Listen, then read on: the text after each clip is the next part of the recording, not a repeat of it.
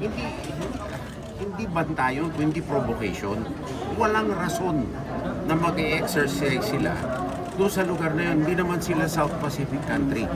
Anong rason nun? Ngayon, kung sasabihin nila nagte-testing sila doon sa area, minamaliit nila yung karapatan at katahimikan ng mga bansa doon. So, this is a pattern sa tingin ko, ng provocation ng China sa pagpakita ng muscle. No? At it is a demonstration of force na hindi kinakailangan. No? Lalo-lalo na dito sa South Pacific, sa Pacific Islands.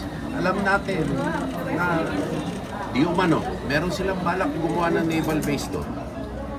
So, ito, hindi lang nakakabahala sa Australia at sa New Zealand kung sino ang ating mga like-minded partners, kundi sa buong region.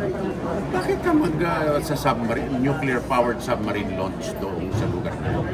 Pangalawa, minamaliit nila yung mga bansa doon. Pangatlo, yung environment. May scoping ba doon? Wala.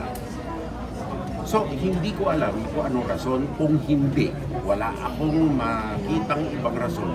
Kung hindi, nagpapakita ito ng forward positioning, capability, and it is an implied threat. Provokasyon ito, walang iba.